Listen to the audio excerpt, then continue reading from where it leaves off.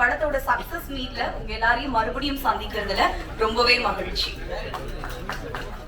படத்தை மக்கள் கிட்ட கொண்டு போய் சேர்த்ததுல உங்களுக்கு மிகப்பெரிய பங்கு இருக்கு பிரஸ் அண்ட் மீடியா. உங்க எல்லாருக்கும் ஒரு ஸ்பெஷல் தேங்க்ஸ் சொல்றதுக்காக தான் இந்த சக்சஸ் மீட்டை அரேஞ்ச் பண்ணியிருக்கோம். படத்தோட காஸ்ட் அண்ட் குரூவை நான் ஃபர்ஸ்ட் ஸ்டேஜ்க்கு இன்வைட் பண்ணிடுறேன். பிடி சார் படத்தின் ஆர்ட் டைரக்டர் அமரன் அவர்களை மேடைக்கழைக்கிறோம். படத்தின் டிஓபி மாதேஷ் மாணிக்கம் அவர்களை அன்போடு மேடைக்கழைக்கிறோம். பிடி சார் படத்தின் இயக்குனர் கார்த்திக் வேணுகோபாலன் அவர்களை மேடைக்கழைக்கிறோம். நடிகர் முனிஷ்காந்த் அவர்களை மேடைக்கழைக்கிறோம். நடிகர் இளவரசு அவர்களை மேடைக்கழைக்கிறோம். திரைக்கதை மன்னன் நடிகர் பாக்யராஜ் அவர்களை மேடைக்கழைக்கிறோம். தயாரிப்பாளர் ஐசரி கே கணேஷ் அவர்களை அன்போடு மேடைக்கழைக்கிறோம்.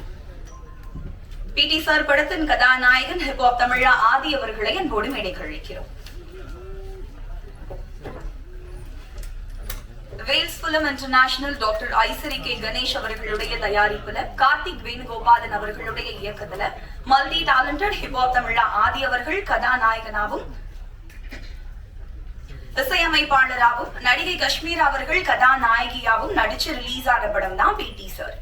நடிகர்கள் பிரபு, தியாகராஜன், பாண்டியராஜன், இளவரசு, முனிஷ்காந்த், நடிகைகள் வினோதினி, திவ்யதர்ஷினி, அனிகா சுரேந்திரன், அபிநக்ஷத்ரா அப்படின்னு பெரிய நட்சத்திர பட்டாலுமே இணைஞ்சி உருவான இந்த படம் மக்கள் மத்தியில கண்டிப்பா ஒரு தாக்கத்தை ஏற்படுத்தி இருக்கு அப்படின்னு சொல்லணும்.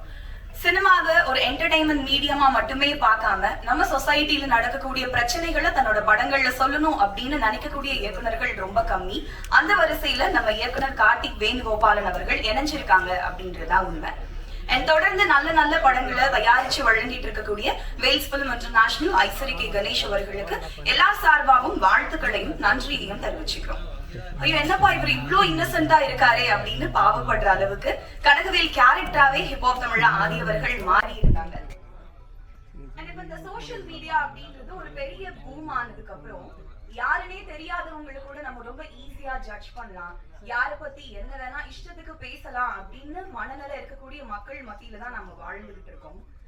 ஒரு பொண்ணு ஏதோ ஒரு பிரச்சனையில இறந்துட்டாங்க அப்படின்னா அவங்களுக்காக குரல் கொடுக்கிற அதே மனிதர்கள் அதே பொண்ணு ஏதோ ஒரு ஹராஸ்மெண்ட்டை ஃபேஸ் பண்ணி வெளியே போல்டா வராங்க அப்படின்னா அந்த பொண்ணை கேரக்டர் அசாசினேட் பண்ணி கஷ்டப்படுத்துறாங்க அப்படின்ற நிதர்சனமான உண்மைய இந்த படத்துல ரொம்ப அழுத்தமா பதிவு பண்ணியிருக்காங்க அப்படின்றதுதான் உண்மை. மக்களும் படத்துல பேசின விஷயத்தை அக்செப்ட் பண்ணி ரியலைஸ் பண்ணி படத்துக்கான சக்சஸ கொடுத்திருக்காங்க. இப்படி ஒரு நல்ல கருத்து இருக்கக்கூடிய படத்தை மக்கள் கிட்ட கொண்டு போய் சேர்த்த உங்க எல்லாருக்கும் மறுபடியும் ஒரு முறை ஸ்பெஷல் தேங்க்ஸ். இந்த மேடையில பிடி சார் படத்தோட சக்சஸ கொண்டாடுறதுக்காக ஒரு கேக் வெட்டி நிகழ்ச்சியை தொடங்கலாம் அப்படின்றதுக்காக டீம் எல்லாரையும் நான் வந்து இன்வைட் பண்றேன்.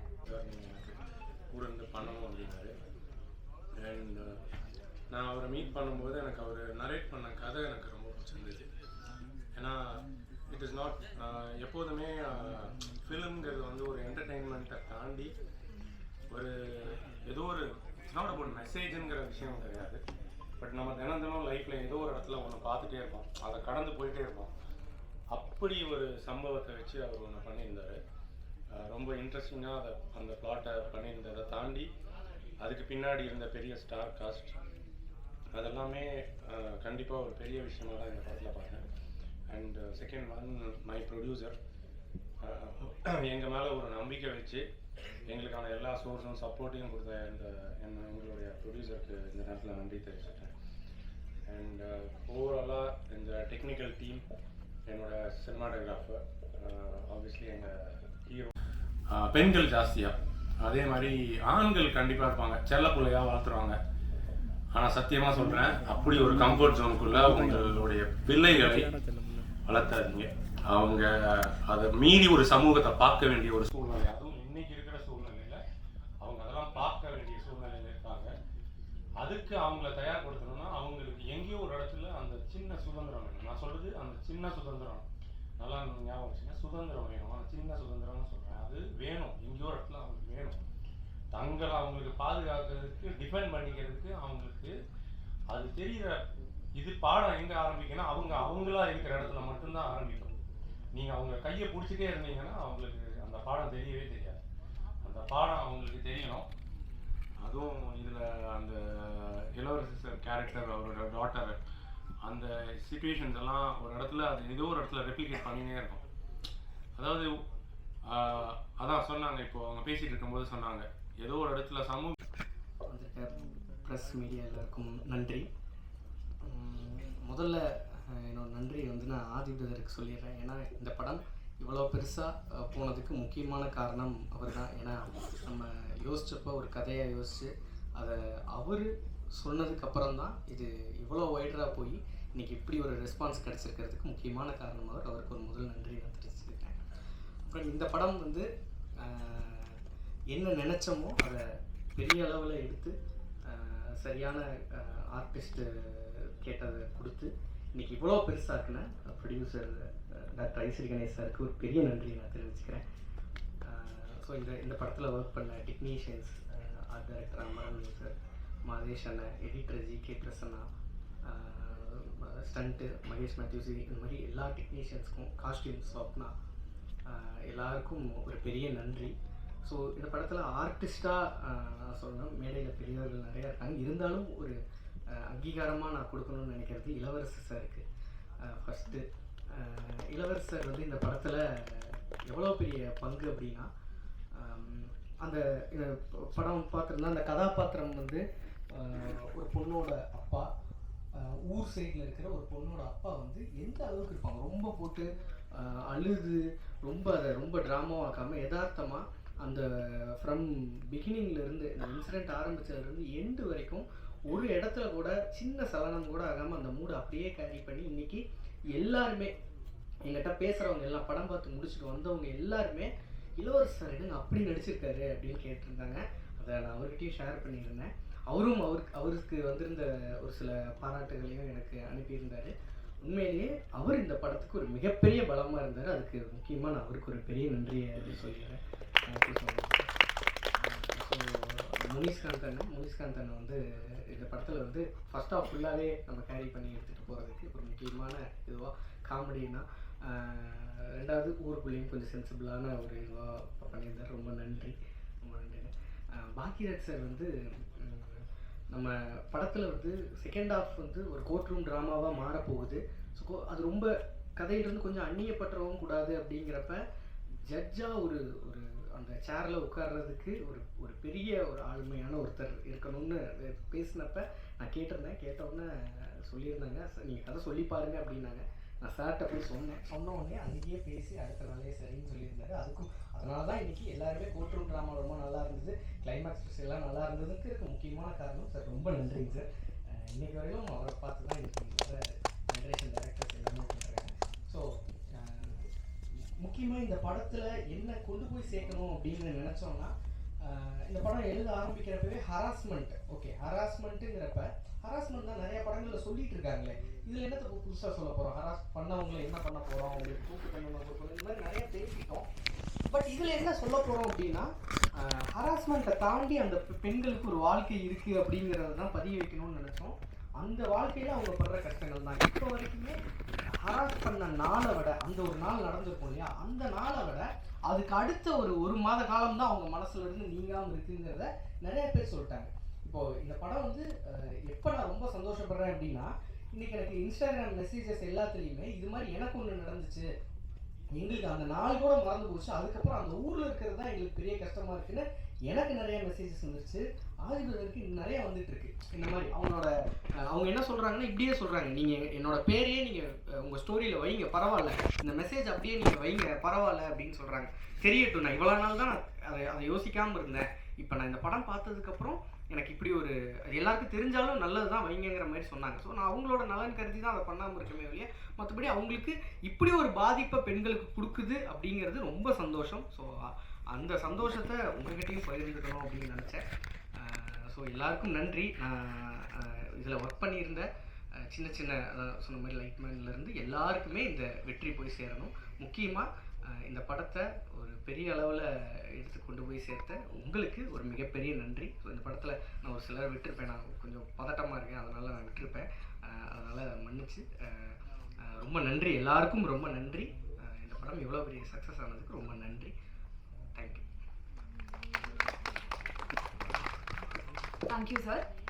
அடுத்து நான் கூப்பிட போகிறவரை பற்றி சொல்லணும் அப்படின்னா, வெள்ளந்தியா சிரிப்பாரு, வியந்து பார்க்கும்படி நடிப்பாரு. இவரோட நடிப்பு, ஸ்கிரீன் பிரசன்ஸ், டயலாக் டெலிவரி இப்படி எல்லாமே தனி வழியா தான் இருக்கும்.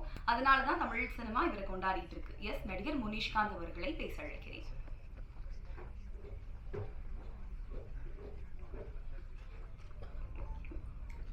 வந்திருக்கும் அனைவருக்கும் வணக்கம்.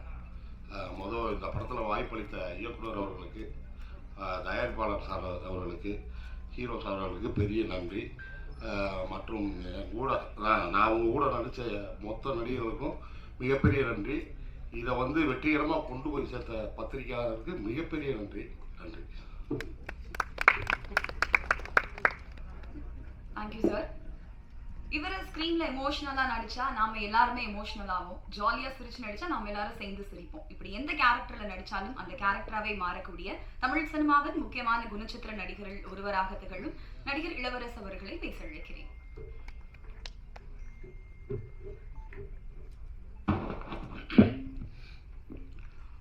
ஊடக நண்பர்கள் அனைவருக்கும் என்னுடைய மனமார்ந்த வணக்கம்.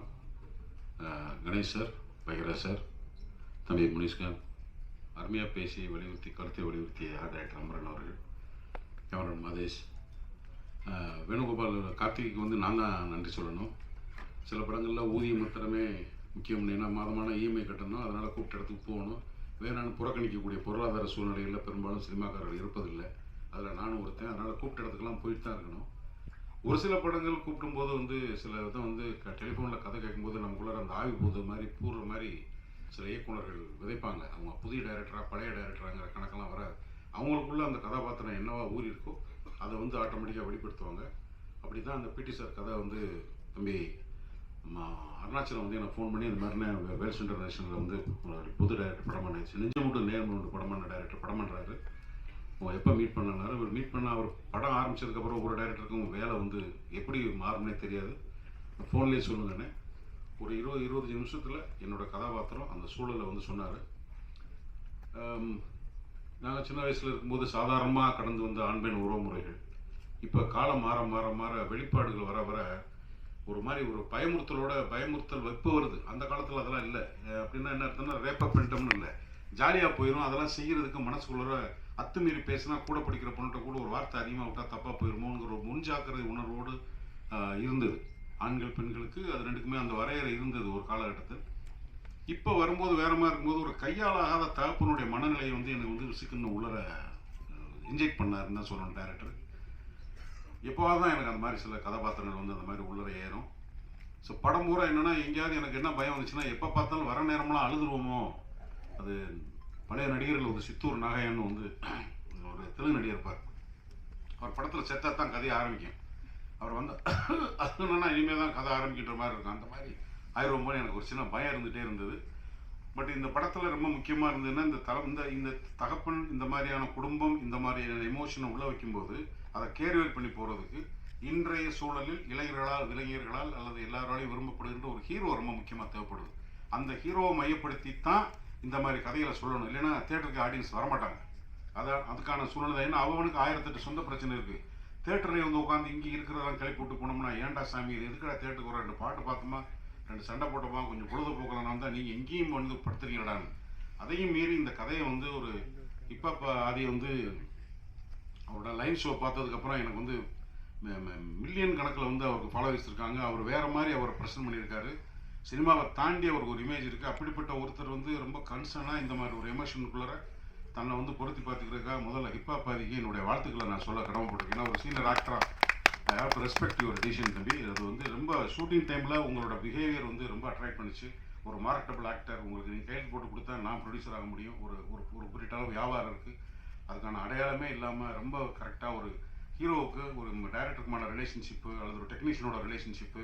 நான் நைட் எஃபெக்டில் வந்து பொண்ணை தேடி போகிற சீன்லாம் ஒரிஜினலாக பொள்ளாச்சியில் ஒரிஜினலாக தான் எடுத்தேன். இவர் வண்டியில் போனால் பின்னாடி பெரும் கூட்டம் வரும். அவங்களுக்குலாம் சமாளிச்சுக்கிட்டு அந்த பொறுப்புணர்ச்சி வந்து ஒரு ப்ரொடக்ஷனுக்கு ஒரு ஹீரோ கொடுக்கணும். அப்போ தான் அது வந்து நினைச்ச நேரத்தில் நினைக்க முடியும். இதெல்லாம் ஒரு அனுபவம். கார்த்திகை பொறுத்த மட்டும் என்னென்னா சினிமாவில் வந்து சில நல்ல விதைகள் அப்பப்போ வந்து சினிமா என்ற நிலத்தில் விதைக்கப்படும். அந்த விதையினுடைய தன்மை என்னவாக இருக்கும்னா தன்னுடைய வேலையாக மாத்திரமே இருக்கும். புறம் சீரம் கரம் நீட்டாமல் வேலையாக இருக்கும். அது மாதிரியே கேமராமேன் அமைஞ்சார், ஆர்ட் ரைட்டர் அமைஞ்சார், அசிஸ்டன்ட் ரைட்டர் அமைஞ்சாங்க. எல்லாருமே வந்து ரொம்ப ஃபோக்கஸ்டாக இருந்தாங்க அந்த டீம். எந்த தேவையில்லாமல் ஒரு நாள் ஷூட்டிங் வந்து நின்றுச்சு, இந்த அது வரல இது வரல அப்படியெல்லாம் இல்லாமல் ஒவ்வொரு மணி நேரமும் ஒவ்வொரு பணம் செலவாகும். ஒவ்வொரு செகண்டும் சினிமாவில் பணம் போயிட்டே இருக்கும். அது எண்ணி கொடுக்கும்போது தான் தெரியும்.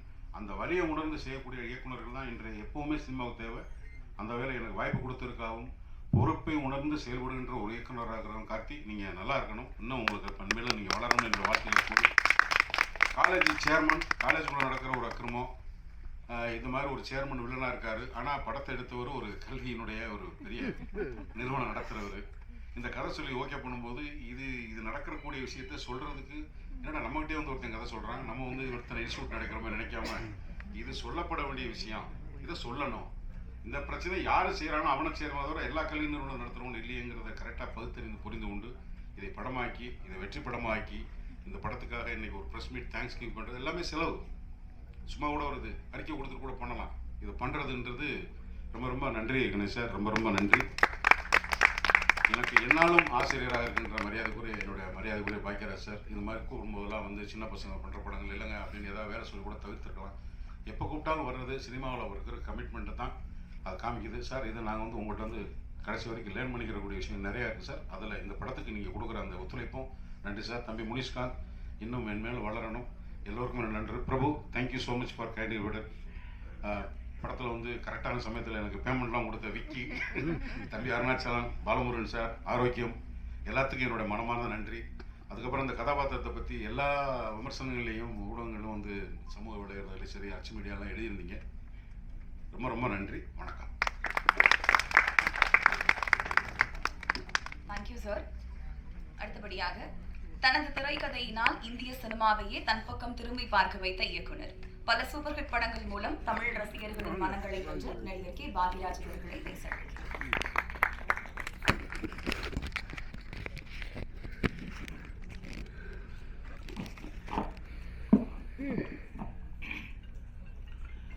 பிடி சார் திரைப்படத்தினுடைய வெற்றி விழாவுக்கு வந்திருக்கும் மரியாதைக்குரிய பத்திரிகை மற்றும் ஊடக நண்பர்கள் எல்லாத்துக்கும் என்னுடைய பணிவான வணக்கம் தெரிவிச்சுக்கிறேன்.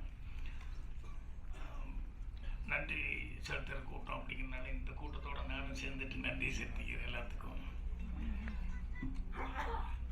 இந்த படத்தை பொறுத்த வரைக்கும் நான் வந்து நன்றி முதல்ல வந்து ஹீரோவுக்கு தான் சொல்லணும். ஹிப்ஹாப் அதுக்கு என்ன அப்படின்னா, அவர் நடிக்கிறதுக்கு ஒரு நல்ல கதை அப்படின்னு சொல்லி செலக்ட் பண்ணுறதோடு நினைக்காமல், அந்த டைரக்டர் அவர் ஒரு கதை சொல்லும்போது இது ரொம்ப நல்லா வரும்னு ப்ரொடியூசர்கிட்ட போய் அதை சிபாரிசு பண்ணி அது மெனக்கெட்டு ஒரு நல்ல டைரக்டர் கொண்டு வரணும்னு நினச்சாரு பாரு, அதுக்கு தான் அவருக்கு நன்றி சொல்லணும்.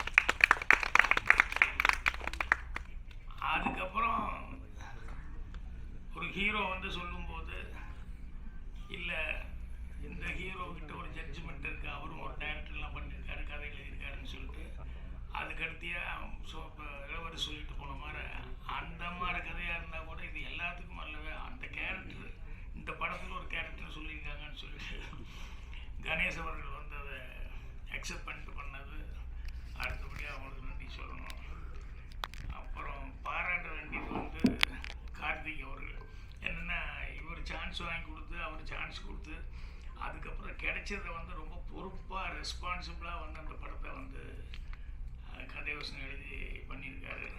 அது வந்து தனக்கு கிடைச்ச ஒரு சந்தர்ப்பத்தை நல்லபடியாக பயன்படுத்திக்கிட்டாரு, கடுமையாக உழைச்சார் அப்படின்ட்டு அவருக்கு என்னுடைய பாராட்டு தெரிவிச்சுக்கிறேன். அவர் ஈரோட்டுக்காரங்கிறது படம் ரிலீஸ்க்கு அப்புறம் தெரிஞ்சுட்டு, நானும் ஈரோட்டில் பிறந்ததுனால வாசம் மட்டும் அதே மாதிரி இருக்கேன்னு சொல்லிட்டு என்ன ஷூட்டிங் அப்பெல்லாம் கவனிச்சுக்கிட்டு இருந்தேன். சரி, அந்த சைடாக தான் இருக்கணும் அப்படின்ட்டு. அப்புறம் நான் பிறந்த ஊரில் தான் அவரும் பிறந்திருக்காரு அப்படிங்கிறது அதுக்கப்புறம் தான் தெரிஞ்சுக்கிட்டேன். அது ஒரு கூடுதலான ஒரு சமாச்சாரமாக இருந்தது. சரி, நம்ம ஊர்லேருந்து ஒருத்தர் வந்து மறுபடியும் அவரும் வந்து வெற்றி கொடி நாட்டிட்டார் அப்படின்ட்டு. அப்புறம் இங்கே பேசும்போது இந்த தொகுத்து வழங்கின ஐஸ்வர்யா, அதுக்கு பேசுறதுக்கு என்ன மேட்ரு இருக்குன்னே தெரியலையே, என்ன பேச போகுது அப்படின்னு சொல்லிட்டு இதை எல்லோரும் நன்றி சொல்வார்கள் அப்படி இப்படின்னு சொல்லி சுருக்கமாக முடிச்சுக்க போகுதுன்னு நினச்சா அவங்க பல விஷயங்களை சொன்னாங்க. படத்தை பற்றியெல்லாம் நிறைய விஷயங்கள் வந்து அது அந்த மெட்டீரியல் இதெல்லாம் வந்து ரெடி பண்ணி வச்சுக்கிட்டே வரும்போது எழுதிக்கிட்டே உட்காந்துருந்தாங்க. அதுக்கப்புறம் அவங்க பேசும்போது பரவாயில்லையே, விவரமாக பேசுகிறாங்க, நிறைய மேட்டர்லாம் ரெடி பண்ணிட்டாங்க. அப்புறம் இன்னொருத்தர் அவங்க பக்கத்துலேயே ஆனார், இந்த ரேப்பு அப்படி இப்படிங்கிறதெல்லாம் சொல்லி ஆண்கள் அப்படின்னு சொல்லி அது தவிர்க்க முடியாத ஒரு சமாச்சாரம். இந்த ஆண்களுக்கு ஏதோ ஒரு ஈர்ப்பு இருந்துகிட்டே இருக்குங்க. அது ஜீன்ஸ்லேயே ஏதோ இருக்குன்னு நினைக்கிறேன். பெண்கள்னாலே ஆண்கள் அப்படின்னு சொல்லி ஒரு ஈர்ப்பு அப்படிங்கிறது அதை ஆராய்ச்சி பண்ணி தான் கண்டுபிடிக்கணும். ஏன்னா இது சொல்லுன்னு சொன்னோம்னா, பட்டினி சொல்லுன்னா லைனாக சொல்லுவாங்க. நான் சொன்ன மாதிரி தமிழ் சாவித்திரி அது இது நாராயணம் இப்படி எதாவது சொல்லிக்கிட்டே போயிட்டு இருப்பாங்க. பட்டினி வருதுன்னா ஒரே ஒரு ஆள் தான் சொல்லிகிட்டு இருப்பாங்க, வேறு யாருக்கும் சொல்லவே மாட்டேங்க. ஏன்னா பெருசாக சொல்கிறது இல்லையில்ல, ஆகுன்னா ஸ்ரீராமன் ஸ்ரீராமன். அதனால் அது ரேர் கேஸுன்னு நினைக்கிறோம்மா, இருக்கிறது ரொம்ப ரேர் கேஸுன்னு நினைக்கிறேன். அதனால் அவர் சொல்லும்போது அந்த இன்னும் நிறையா விஷயங்கள் அவர் படிச்சிருக்காரு. காரணம் நேரம் கருதி கம்மியான விஷயங்கள் மட்டும் சொன்னார். அடுத்தபடி நான் வந்து அசிஸ்டன்ட் டைரக்டர் ஆகும்போது நான் ஒரு புத்திசாலித்தனமாக பண்ணதை நான் நினச்சிக்கலாம். ஆனால் அது நான் வந்து எவ்வளோ கன்னிங்னஸாக பண்ணேன்னு எனக்கு தான் தெரியும். என்னென்னா, இந்த அசிஸ்டன்ட் டைரக்டர் ஆகும்போது கிளாப் கொடுத்துருவாங்க. அந்த கிளாப்பு நம்ம தான் கிளாப் அடிக்கணும். அப்புறம் அது அவ்வளோ பெருசாக அதை தூக்கிட்டே சுற்றிட்டு இருக்கணும். அதோடைய இந்த டைலாக்கு ஸ்கிரிப்ட் அது இதெல்லாம் வச்சுட்டு இது கிளாப் அடிக்கிறதுனா ஒவ்வொரு ஷாட்டுக்கும் அங்கே நம்ம ரெடியாக இருந்து கிளாப் காமிக்கணும், இல்லைன்னா அடிக்கணும். அப்படிங்கிறதுனால இது ஒரு இடைஞ்சலாகவே இருக்கு. மற்ற ஆர்டிஸ்ட்டு போய் டைலாக் சொல்கிறதுக்கோ அதுக்கோ இதுக்கோ அதெல்லாம் கவனிக்கிறது மற்றதுக்கெல்லாம் வந்து இது கிளாப் அடிக்கிறது பெரிய ஒரு தொல்லையான வேலையாக இருக்கு. இது எப்படியாவது அவாய்டு பண்ணிக்கணும் அப்படின்னு சொல்லிட்டு இது எப்படா அவாய்டு பண்ணுறதுன்னு சொல்லி பார்த்தேன். படம் எப்படி அடிக்கணும் தெரியுமா அப்படின்னு எல்லாம் என்கிட்ட கேட்டுக்கிட்டே இருந்தாங்க. சரி, இந்த ஆளுக்கு கொஞ்சம் தெரியும் போல அப்படின்னு சொல்லிட்டு வேணும்னே நான் ஷார்ட் 5 அப்படின்னு சொல்லிட்டு பை 3 சொல்லி உளர்னேன். வேணுனேன் என்னையா சொல்கிறேன், நீ ஒரு கிளாப்பு கூட கரெக்டாக சொல்லது இல்லையா. 2 தடவை பார்த்தாரு bye bye bye take take take அப்படின்னு 2 தடவையும் தப்பாக சொல்ல ஆரம்பிச்சோன்னே உடனே எங்கள் டைரக்டர், யோ சேகரிங்க வா, என்னையா நீ ஒரு கிளாப்போட கரெக்டாக சொல்கிறது இல்லைன்னு சேகரிட்டு கொடுத்தாரு. அவன் ஸ்டைலாக வாங்கிட்டு அப்படியே அடித்தான். சரி, நான் அப்படியே ஒதுங்கிட்டேன். அதுக்கப்புறம் கிளாப்பே தூக்குற வேலை இல்லை. அப்புறம் தப்பிச்சுக்கிட்டேன் நான். எதுக்கு இது சொல்ல வந்தேன்னு இவ்வளோ பெரிய கதை. இந்த இளவரசு தான் இந்த கதை எனக்கு ஞாபகம் வருது. அவருடைய தொழில் வேற. அவர் முதல் வந்தது இல்லைங்களா, இவர் என்ன தப்பு பண்ணி கேமராமேன்டே நீ நடிக்க போடா, நீ எல்லாம் இதில் சரியாக வர மாட்டேற அப்படின்னு சொல்லி என்ன சொல்லி அனுப்பிச்சாங்கன்னு தெரியல. ஆனால் இன்னைக்கு ஸ்கோர் பண்ணிட்டு இருக்காரு. எல்லா கேரக்டரும் காமெடியும் பண்ணுறாரு, சீரியஸும் பண்ணுறாரு. எனக்கு படம் பார்க்கும்போது இவ்வளோ கேரக்டர் பண்ணிட்டாரு அப்படின்னு சொல்லி அது யாருக்கு என்ன வரணுமோ அது எப்படி சுற்றினாலும் அது ஏதோ ஒரு விதத்தில் வந்து தான் சேரும். அதனால் இளவரசு அவர்கள், முனிஷ்காந்த் இவங்க எல்லாமே வந்து இந்த படத்தில் சிறப்பான முறையில் நடிச்சிருந்தாங்க. நான் சொன்ன மாதிரி அந்த கதையினுடைய இதை வந்து கேட்டுக்கிட்டு அவர் சொன்னதை வந்து கார்த்திக் அவர்கள் ரொம்ப மெனக்கெட்டு கரெக்டாக பண்ணியிருந்தார். அவருக்கு வந்து ஆர்டேட்டர் வர நம்ம மாதேஷ் கேமராமேன் மாதிரி இவங்க எல்லாமே வந்து இன்னும் ஆஃபீஸ் ஸ்டாஃப் முதல் கொண்டு எல்லாருமே அவருக்கு ஃபஸ்ட்டு படங்கிற மாதிரி இல்லாமல் எல்லாருமே ரொம்ப நல்ல கோஆப்ரேட் பண்ணியிருந்தாங்க. ஸோ அந்த படத்தில் வேலை பார்க்கும்போது ஜாலியான ஒரு டீமாக வேலை பார்த்துட்டு வந்தோம். அப்புறம் படம் பார்க்கும்போதும் ரொம்ப நிறைவாக இருந்தது. முன்னாடியெல்லாம் வந்து 50 ஒரு 100 நாள் ஓடினா தான் படம் அதுதான் வெற்றி விழா வரும். இப்போ 175 நாளுங்கிறது. இப்போ அப்படி இல்லை, 5ஆவது நாள் 7ஆவது நாளே வந்து வெற்றி விழான்னு. அப்புறம் படம் வந்து முன்னாலெல்லாம் ப்ரிவியூ அப்படி இப்படிங்கெல்லாம் இருந்தது. இப்போல்லாம் தேட்டரில் தான் கொண்டு போய் ப்ரெஸ்ஸே கொண்டு போய் உட்கார வைக்கிறாங்க. ஏன்னா முன்னாலேயே சொல்லி எதாவது கெடுத்து விட்டா என்ன பண்ணுறது அப்படிங்கிற மாதிரி இவங்களுக்கும் பாதி பயம். யாரும் தைரியமாக படமும் போடுறதில்ல. ஆனால் இந்த படமெல்லாம் வந்து ரிலீஸுக்கு முன்னாலேயே கரெக்டாக வந்து ரொம்ப நம்பிக்கையோடு வந்து கணேஷ் அவர்கள் வந்து இந்த படத்துக்கு வந்து ப்ரெஸ் மீட். ஏன்னா நான் வந்து படம் பார்க்குறதுக்கு முன்னாலேயே எனக்கு ப்ரெஸ்ஸில் பார்த்துட்டு எனக்கு ஒரு 5-6 பேர் ஃபோன் பண்ணி சார் படம் பார்த்தோம் நல்லா இருந்தது அப்படின்னு சொல்லி சொன்னாங்க. ஸோ அந்த மாதிரி இப்போ சீக்கிரமாகவே இந்த வெற்றி விழா அப்படிங்கிறதுல இல்லாமல் எப்படா ஒரு 50 நாள் ஓடி வெற்றி விழா இல்லை 75-100 நாள் அப்படிங்கிற மாதிரி இப்போ அது ஒரு கனவு மாதிரி ஆகிப்போச்சு. ஏன்னா அதுக்கான வாய்ப்புகளே இல்லாத அளவுக்கு அது விஞ்ஞான முன்னேற்றத்தில் அப்படி தான் வரும். ஏன்னா இப்போ ஒரு ஏல ஓடி பியில் ஓடி சியில் ஓடி அப்புறம் கடைசியில் 10th அப்படின்னு வர்றது இல்லாமல் இப்போ ரிலீஸே 10th வரைக்கும் வந்துருச்சு அப்படின்னு சொல்லும்போது நம்ம எதிர்பார்க்கவும் முடியாது அவ்வளோ நாள் ஓடுன்ட்டு. இருந்தாலும் அதையும் தாண்டி 25 நாள் 50 நாள் அப்படிங்கிறதெல்லாம் சில நேரங்களில் இந்த மஞ்சுமல் பாய்ஸ் எல்லாம் பிடிச்சிக்கிச்சுல்ல, ஒரு பெரிய பிடி பிடிச்சிக்கிட்டல, அந்த மாதிரி படம் எடுத்து நல்லா ஓடுற அளவுக்கு எல்லாருமே மேக்ஸிமம் முயற்சி பண்ணணும். ஸோ இந்த படத்துக்கு பத்திரிகையாளர்கள் உண்மையிலேயே ஒரு நல்ல ஒரு விமர்சனங்களை கொடுத்து உங்களுடைய சப்போர்ட்டுங்கிறது பெரிய லெவலில் இருந்தது. அதனால் மேலும் மேலும் இந்த மாதிரி டீம் வளர்கிறதுக்கு பத்திரிகையாளர்களுடைய இதே மாதிரி சப்போர்ட் இருக்குன்னு சொல்லி கேட்டு என்னுடைய மனமார்ந்த நன்றியை தெரிவிச்சுக்கிறேன். நன்றி, வணக்கம். Thank you sir. இது 3வது முறையாக இங்கே வரும். ஆனால் அப்போல்லாம் வந்து யாருமே படம் பார்க்கல. படம் பார்க்காமையே படத்தை பற்றி பேசிகிட்டு இருந்தோம். இப்போ எல்லாரும் படம் பார்த்துட்டாங்க. இன்றைக்கி வந்து 3வது வாரமாக கிட்டத்தட்ட இன்றைக்கி மட்டும் 120 தேட்டரில் படம் ஓடிட்டுருக்கு தமிழ்நாடு முழுவதும். அப்ராட்லேயும் நல்லா போயிட்டுருக்கு. பாக்யராஜ் சார் பேசும்போது சொன்னார், இந்த காலகட்டத்தில் நிறைய படங்கள் வந்து 2 நாள் கூட ஓட முடியறதில்ல. 1 வாரம் ஓடினா பரவாயில்ல, 2 வாரம் ஓடினா சக்ஸஸ்ஸு, 3 வாரம் ஓடினா மிகப்பெரிய ஹிட்டு. அந்த நிலைமைக்கு இன்னைக்கு வந்துருச்சு. அதுக்கு சார் சொன்ன மாதிரி நிறைய சேனல்ஸ், ஓடிடி இந்த மாதிரி பிளாட்ஃபார்ம்லாம் வந்ததுனால 50 நாள் எனக்கு கூட பிடி சார் படத்துக்கு 50வது நாள் கொண்டாடணும்னு ரொம்ப ஆசை. பார்ப்போம், எவ்வளோ நல்லா தான் போயிட்டுருக்கு. 50வது நாள் கொண்டாடுவோம்னு நினைக்கிறேன். அது நம்ம கையில் இல்லை. ஸோ அந்த மாதிரி 50வது நாள், 25வது நாள், 50வது நாளெல்லாம் வந்து இன்றைக்கி நினச்சி கூட பார்க்க முடியாத அளவுக்கு இன்றைக்கு தமிழ் சினிமா இருக்குது.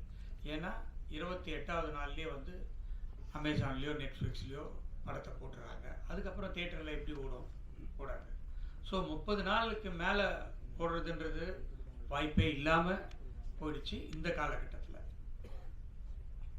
அதையும் மீறி இன்றைக்கி பிடி சார் ரொம்ப நல்லாவே போயிட்டுருக்கு.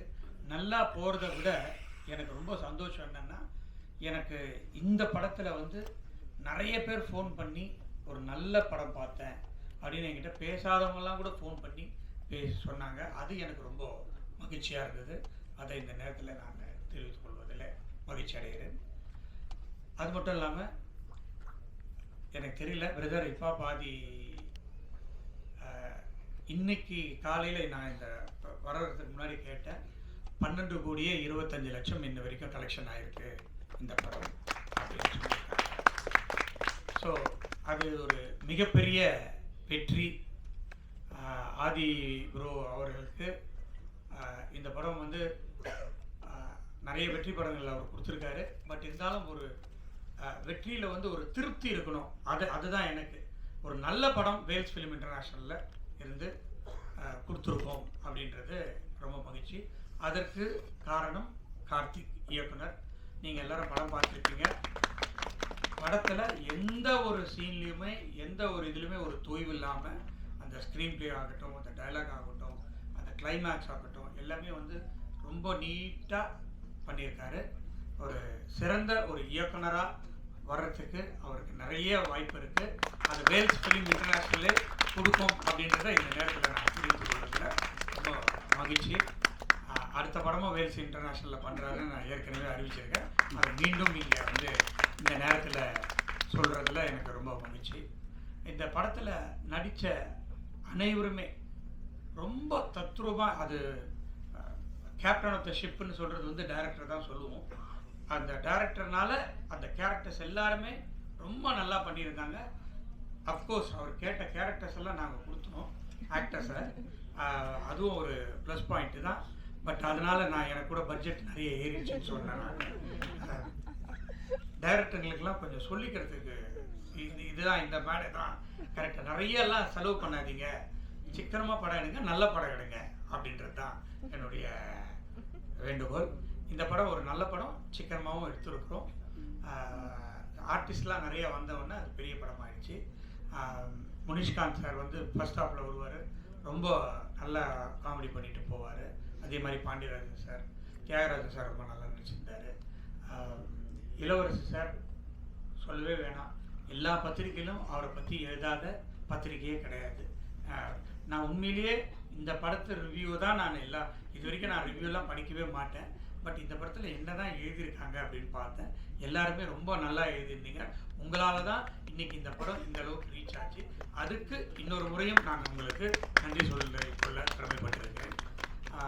இப்பா பாதி பிரதர் தான் இந்த படத்தை எனக்கு எடுத்துகிட்டு வந்து கொடுத்தாரு. அதில் எனக்கு ஃபஸ்ட்டு படம் அவரோட சேர்ந்து ரொம்ப மகிழ்ச்சியாக இருந்தது. அவரோட சேர்ந்து ஒர்க் பண்ணது நான் வந்து மியூசிக் டைரக்டராக கோமாளின்ற படத்தில் ஒர்க் பண்ணோம். அப்போ எனக்கு அவர் அவ்வளோ பழக்கம் கிடையாது.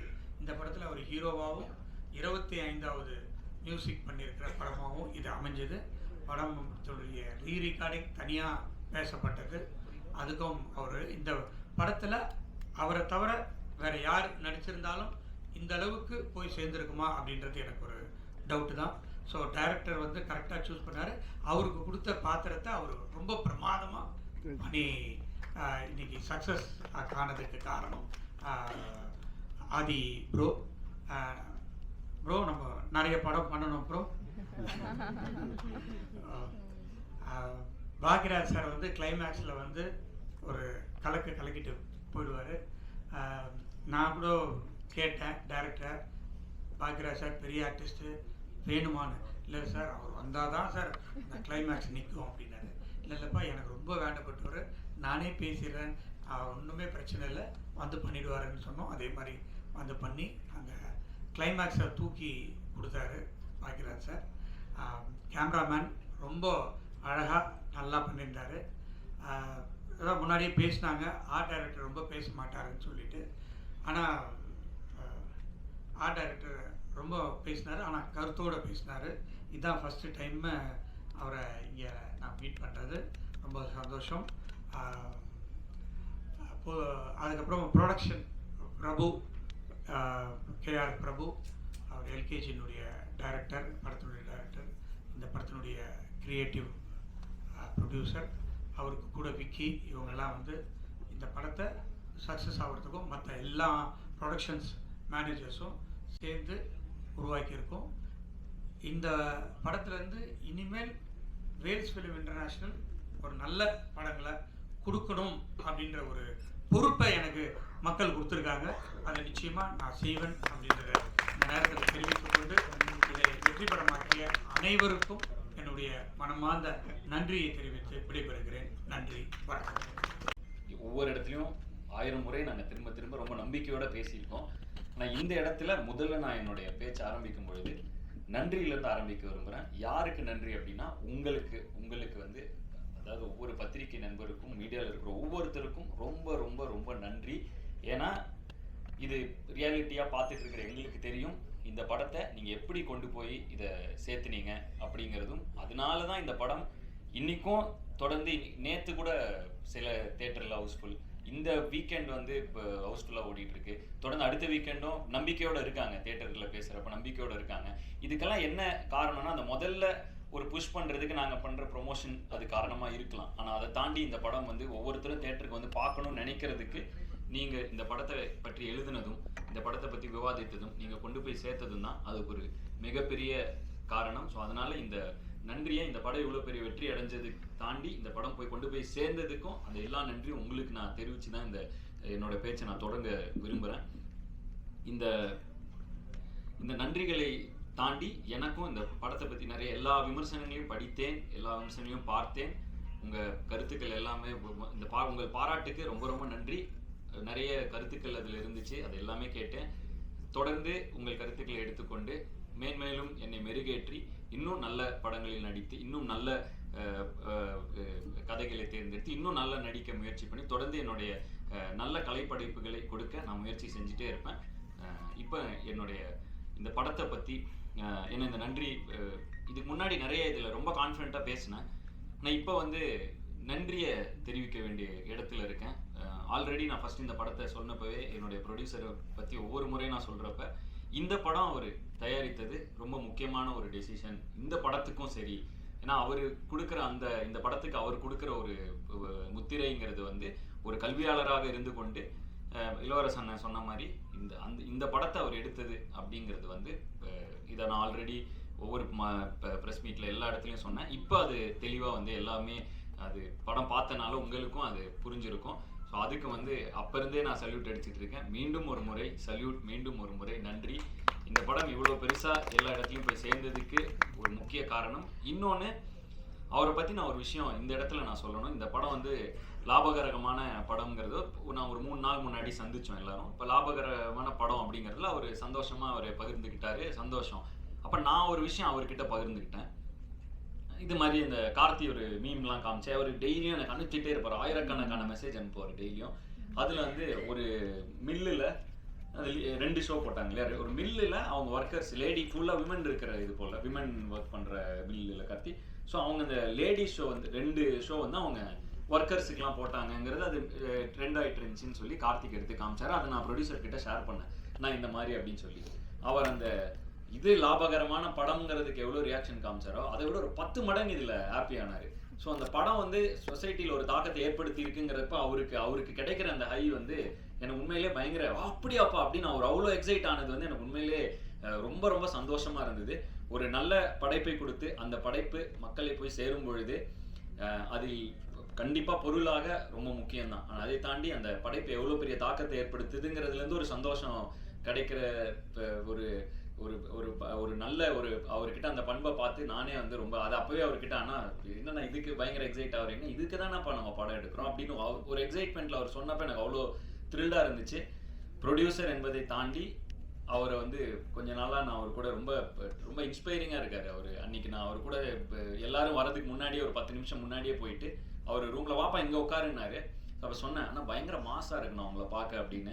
ஒரு 4 பேர் வராங்க, இது பண்ணுறாங்க, கையெழுத்து போடுறாரு. இதில் வந்து இன்னொரு விஷயம் நடந்துச்சு. எனக்கு ஒரு தெரிந்த ஒருத்தர் வந்து ஒரு இந்த மாதிரி அவங்க கல்லூரியில் சேரணுங்கிறதுக்காக ஒரு இது கொடுத்துருந்தாங்க, உனக்கு சாரை தெரிஞ்சால் நீங்கள் கொடுங்க அப்படின்னு சொல்லி ஒரு ஹெல்ப்பாக கொடுங்கன்னால நான் கொண்டு போய் அந்த எனக்கு வந்து ஆனால் என்னென்னா ஒரு சின்ன ரிக்வெஸ்ட் அப்படின்னு கொடுக்குறப்ப அவர் கொடுத்தோன்னே என் கூட வேலை செஞ்சால் அது கண்டிப்பாக கேட்க தான் செய்வாங்க அப்படின்னு உடனே அங்கேயே எடுத்து பார்த்து உடனே ஒரு பிஏ கூப்பிட்டு இது எப்படி ப்ராசஸ் பண்ணுறது, இது யார்கிட்ட சொல்லுங்கள். எனக்கு வந்து பயங்கர ஷாக்கிங்காக இருந்துச்சு. இது ஒரு கையெழுத்து போடுறாரு, அங்கே ஒரு கையெழுத்து போடுறாரு, இப்படி போடுறாரு, அந்த பேப்பர் வாங்குறாரு, அப்புறம் திரும்ப ஃபாலோ பண்ணுறாரு. அது என்னாச்சு? அப்புறம் அவர் வந்து அந்த பிஏ வந்து சொல்கிறாரு, ஆல்ரெடி இது வந்து வந்திருக்கு, இந்த நம்ம ரிக்வெஸ்ட் வந்திருக்கு சார், இதை ப்ராசஸ் பண்ணிட்டுருக்கோம், அது என்னன்னு பார்த்தா உங்களுக்கு ஃபாலோ அப் பண்ணுங்க என்னென்னு அப்படின்னு. அது எனக்கு வந்து ரொம்ப பயங்கர இன்ஸ்பைரிங்காக இருந்துச்சு. அந்த இவரை பார்க்குறப்ப அருகிலிருந்து பார்க்கும் பொழுது ஒரு ஆண்டர்ப்ரனராகவும் சரி, ஒரு கல்வியாளராகவும் சரி, ஒரு தயாரிப்பாளராகவும் சரி, ஒரு மனிதராகவும் சரி, ரொம்ப இன்ஸ்பைரிங்கான ஒரு பர்சனாலிட்டியாக இருக்கார்.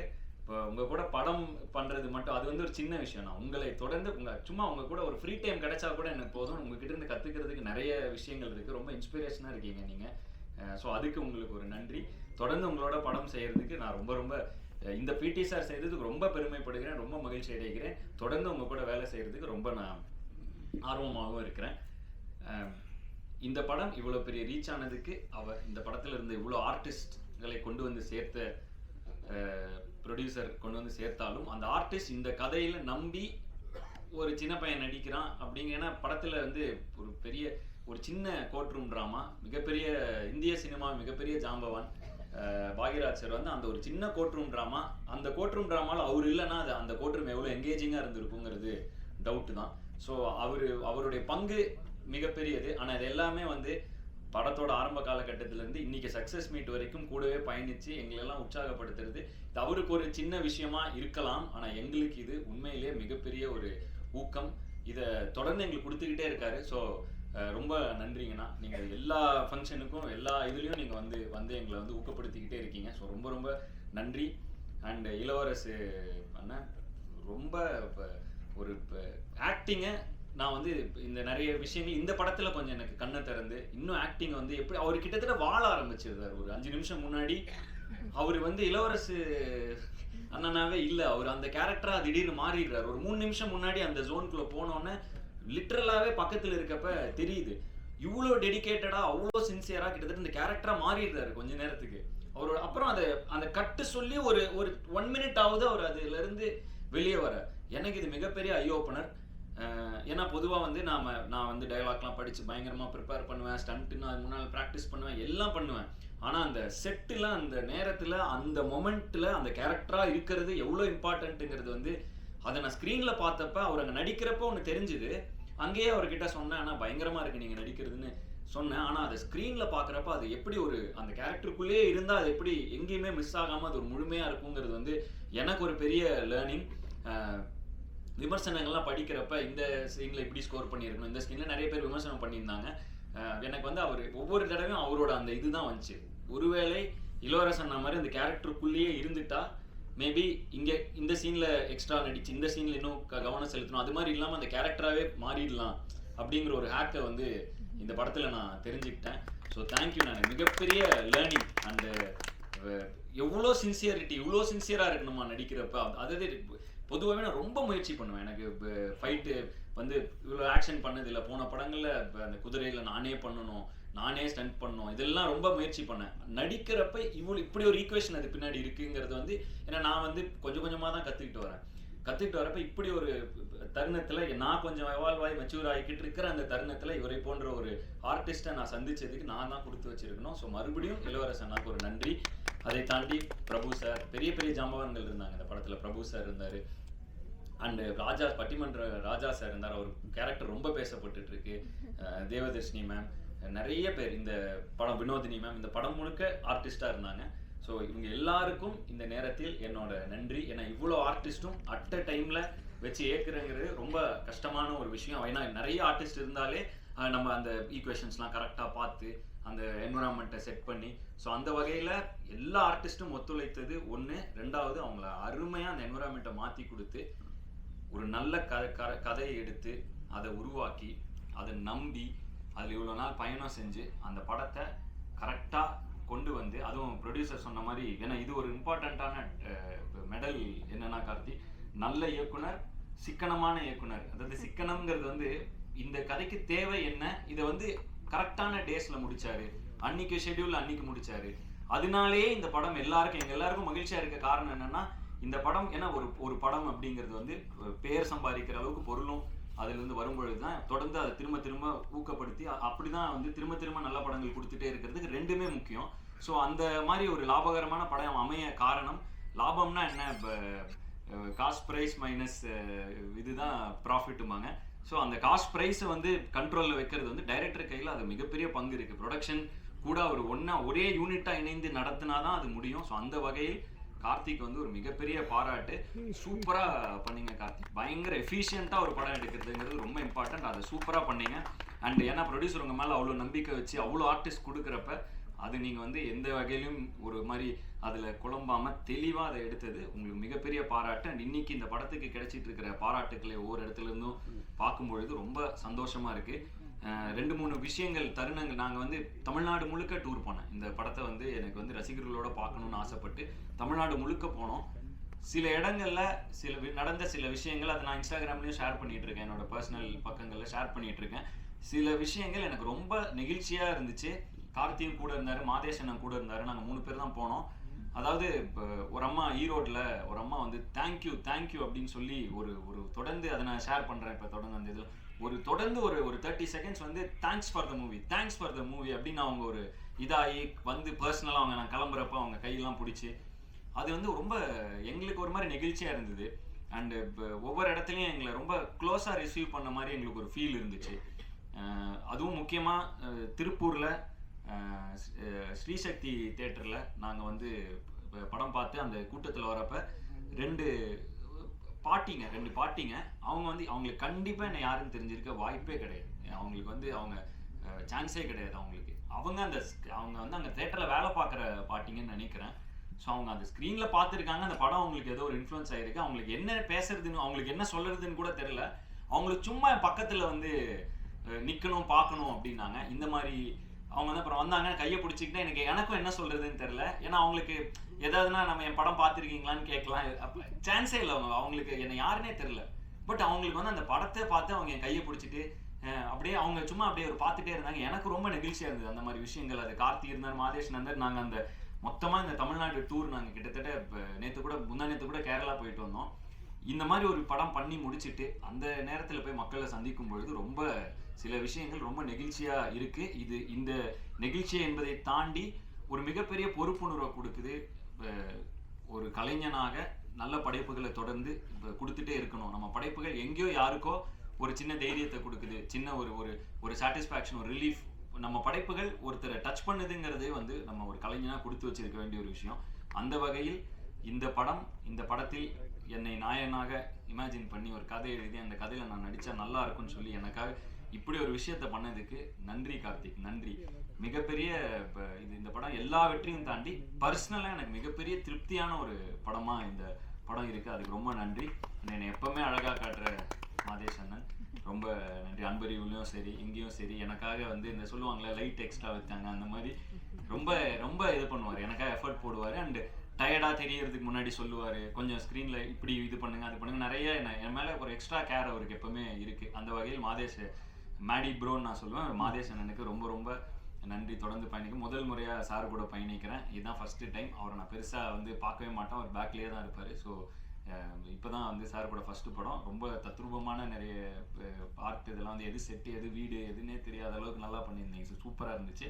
அண்ட் முனீஷ் அண்ணன் அவர் கூட நான் அடிக்கடி நடிக்கிறது எனக்கு ரொம்ப பிடித்த நடிகர். நான் ஒரு படம் வீரனில் நடிச்சிருந்தாரு, எனக்கு எப்போயுமே நான் சிரித்தால நடிச்சிருந்தாரு. அப்போ எப்படி இருந்தாரோ அதே இதில் இப்போ வரைக்கும் கூட ஜாலியாக ரொம்ப கம்ஃபர்டபுளாக நான் நடிக்கக்கூடிய நடிகர்கள் கொஞ்சம் பேர் இருக்காங்க. அதில் முனீஷனை ரொம்ப ரொம்ப ஜாலியான ஒரு நடிகர். நான் கேஷுவலாக அவர் கூட நார்மலாக அப்படியே ஒரு கரெக்டாக சீனை பற்றி நல்லா பில்ட் பண்ணி இப்படி பண்ணலாம் சார் அப்படி பண்ணலாம் சார் ஏதோ ஒன்று பண்ணி உன்னை கொண்டு வருவார். ஸோ முனிஷனா கூட திரும்பவும் நடித்து இப்போ இது மாதிரி நிறைய பேர் கூட இந்த படத்தில் நான் நடித்தது எனக்கு நல்ல அனுபவம். சரியான வரிசையில் என்னால் பேச முடியல. ஏன்னா ஒன்று இந்த வெற்றி எனக்கு ரொம்ப மகிழ்ச்சியாக இருக்குது. அந்த மகிழ்ச்சி என்னால் வார்த்தைகளில் என்னால் மாற்றி அதை கன்வெர்ட் பண்ணி கரெக்டான வார்த்தைகளில் சொல்ல எனக்கு தெரியல. பட் ரொம்ப அதை எப்படி எனக்கு சொல்கிறேன்னு தெரியல. வெற்றிங்கிறது எனக்கு புரிஞ்சுது, சக்ஸஸ் மீட். ஆனால் அதை தாண்டி ஒரு திருப்தின்னு ஒரு ஃபீலிங் எனக்கு இருக்குது இந்த படத்தில். அது இப்போ அந்த ஃபீலிங்கை தாண்டி எனக்கு இந்த படம் ஒரு முக்கியமான ஒரு தருணத்தில் முக்கியமான ஒரு படமாக அமைஞ்சதுல எனக்கு ரொம்ப ரொம்ப ரொம்ப மகிழ்ச்சி. இதை தொடர்ந்து நாங்கள் நிறைய விஷயங்கள் தொடர்ந்து இந்த அடுத்த 3 வருடங்களுக்கு நிறைய பிளான்ஸ் போட்டு வச்சுருக்கோம். ஸோ அதுக்கு ஒரு நல்ல அடித்தளமாக ஒரு புஷ் ஸ்டார்ட்டாக இந்த படம் எனக்கு அமைஞ்சதில் ரொம்ப ஹாப்பி. என்னுடைய அடுத்தடுத்த படங்களோட அப்டேட்டோட தொடர்ந்து உங்களை சந்திக்க போகிறேன். விடைபெறுவதற்கு முன் மீண்டும் ஒரு முறை இந்த படத்தை நீங்கள் கொண்டு போய் சேர்த்தனால மட்டும்தான் இந்த படம் இவ்வளோ பெரிய வெற்றி அடைஞ்சுது. அதனால உங்களுக்கு ஒரு நன்றியை சொல்லிட்டு நான் விடைபெறுகிறேன். நன்றி, வணக்கம். Thank you sir.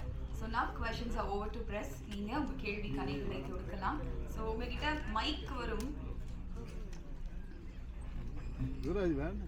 உங்ககிட்ட மைக் வந்ததுக்கப்புறம் கொஸ்டின் ஸ்டார்ட் பண்ணால் நல்லா இருக்கும். ஹலோ சார், நம்ம படத்தில் ஹலோ சார் டைரக்ட் சார், நம்ம படத்தில் இவங்க மதர் ஏண்டான்னு போயிட்டு இருக்க, ரேஷன் கடைக்கு போனால் கூட கை தடவரான்னு ஒரு டைலாக் வரும். இப்போ ரேஷன் கடையில் சம்மந்தப்பட்ட எல்லாமே இந்த படத்தை பற்றி ஏதோ கேஸ் போட போல சொல்கிறாங்களே, அதை பற்றி உங்கள் கருத்து இருக்கு? அதான் சார், நம்ம குறிப்பிட்டு இவங்க தான் இப்படி தான் ஒரு நபர்னு ஒருத்தர் சொல்கிறோன்னா எல்லா இடத்துலையுமே பாசிட்டிவ் நெகட்டிவ்னு இருக்கும், எந்த தொழிலாக இருக்கட்டும் எதுவாக இருந்தாலும்.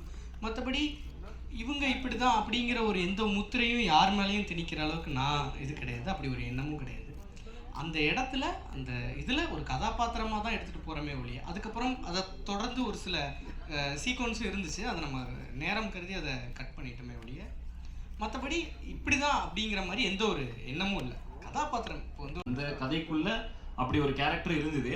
நேரம் கருதி ஆட்டோக்காரனை போய் அடிக்கிறான், அடுத்து அவங்க அந்த மாதிரி இருந்துச்சு படத்தில். பட் நேரம் கருதி இதை எடுத்துட்டாங்க. பட் அந்த மாதிரி எண்ணம் கண்டிப்பாக கார்த்திக் இருக்க வாய்ப்பே கிடையாது. யாரையும் புண்படுத்தணுங்கிற எண்ணம் கார்த்திக் இருக்குமாங்கிறது மிகப்பெரிய சந்தேகம் தான். அந்த ஒரு இப்போ ஏன்னா கதையை நான் கேட்டப்பவும் அது அந்த ஒருத்தன் அப்படி இருந்தாங்கிற மாதிரி தான் அது இருந்துச்சு.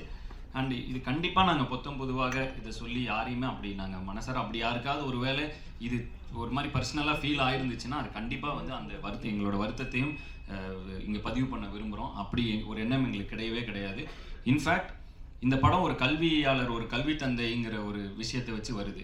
எங்கள் ப்ரொடியூசரே ஒரு மிகப்பெரிய எஜுகேஷனலிஸ்ட். ஸோ அதனால் நாங்கள் அதை அப்படி பொதுவாலாம் அப்படி இது பண்ண முடியும்னா அது ரொம்ப முடிந்தளவு யாரையும் காயப்படுத்தக்கூடாதுங்கிறது எங்கள் எண்ணம். அப்படி ஏதாவது காயப்பட்டிருந்தா தயவு செய்து எங்களை மன்னிச்சுக்கணும்.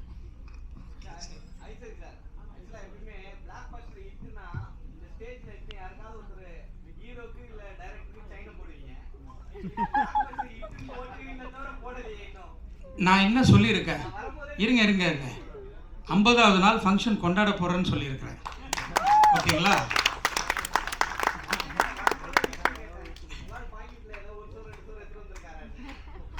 அதெல்லாம் ரொம்ப கம்மியாகிடும். இந்த படத்துக்கு பெருசாக கொடுக்கணும்.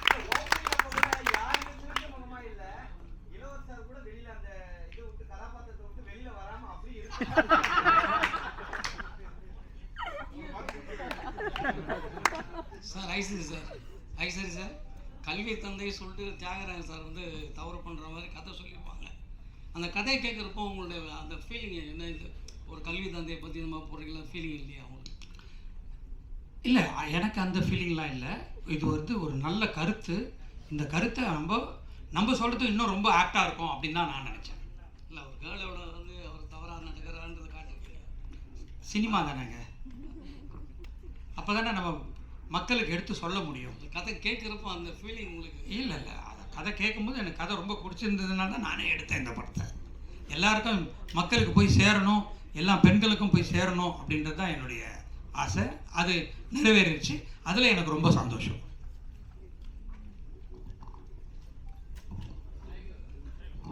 பாதி சார், இப்போ நம்ம தமிழ்நாட்டில் இந்தியாவில் இந்த மாதிரி செக்ஷுவல் அபியூஸ்மெண்ட்டுக்கு எதிராக போக்சோ சட்டம் இதெல்லாம் நிறைய இருக்குது. இன்னும் வந்து ஸ்கூலில், காலேஜில், பணிபுரிய இடங்கள்லாம் இந்த மாதிரி இதை தடுக்கிறதுக்கு என்ன செய்யணும்னு நீங்கள் நினைக்கிறீங்க? நிறைய ஸ்கிரிப்ட் பார்த்துருப்பீங்க, நிறைய பார்த்துருப்பீங்க, மக்கள்கிட்ட பேசியிருப்பீங்க. உங்களோட தனிப்பட்ட கருத்தாக என்ன நினைக்கிறீங்க? நான் ஒரு பத்திரிக்கையில் பார்த்தேன்னு, இந்த படம் ரிலீஸ் ஆகி ஒரு 4வது நாள் எல்லாம் படக்குழுவுக்கும் எல்லாருக்கும் ஷேர் பண்ணேன். ஒரு பத்திரிக்கையில் இதை பற்றி எழுதியிருந்தாங்க.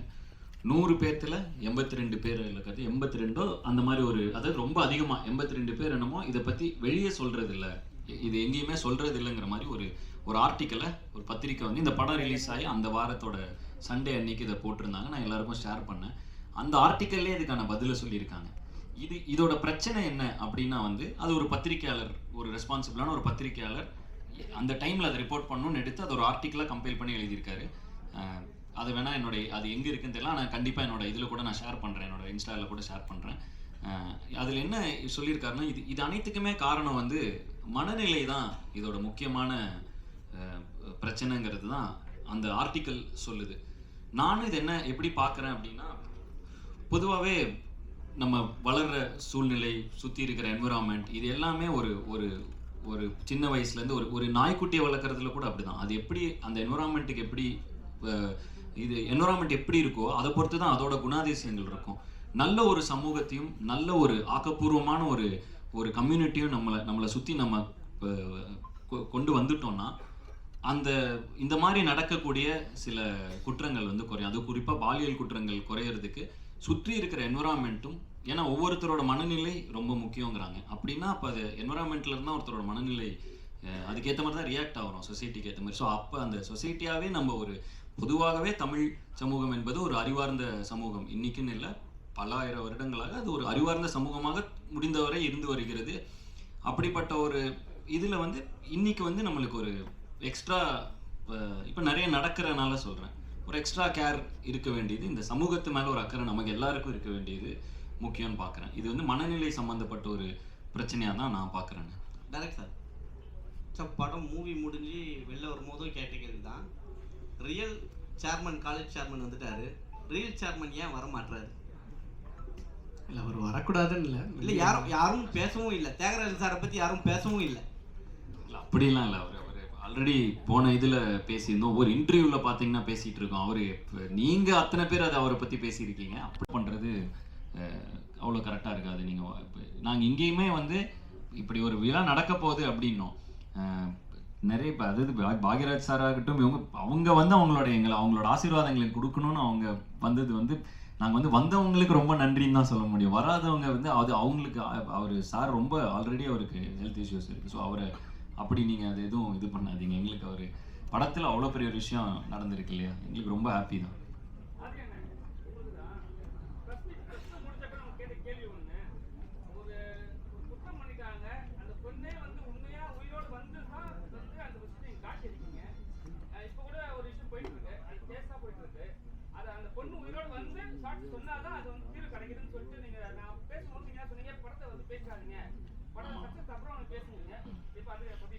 அதாவது நான் இந்த இடத்துல அப்படிதான் சொல்லணும்னு நம்ம சொல்லலை. அந்த கதையின் நாயகன், அந்த கனகவேலுங்கிறவன் என்ன சொல்றான்னா, அவனோட ஆதங்கத்தை பதிவு பண்றான். இப்படிப்பட்ட ஒரு விஷயம் நடந்தா இது நிரூபிக்கிறதுக்கு செத்து போன பொண்ணே வந்து சாட்சி சொல்ல வேண்டியதா இருக்கேங்கிற ஆதங்கத்தை பதிவு பண்றான். ஆனா அப்படி இருந்துடக்கூடாது. இதுக்கு சொல்யூஷன் வந்து என் கையில இருந்தா கொடுத்துருப்பாங்க, இவர் கையில இருந்தா கொடுத்துருப்போம். பட் இந்த சொல்யூஷன் நம்ம சமுதாயம் நம்ம எல்லார் கையிலும் இருக்குதுங்கிறதுனால இதுக்கான சொல்யூஷனை நம்ம தான் எல்லாரும் சேர்ந்து எழுத போறோம். இல்ல அது சொல்யூஷன் இல்ல, அது ஆதங்கம். இப்படி பொண்ணு உயிரோட வர வேண்டியது இருக்கேங்க நம்ம ஆதங்கப்படுறான். அப்ப இதுக்கான தீர்வு என்னன்னா அது நம்ம ஒவ்வொருத்தரோட கையிலும் இருக்கு.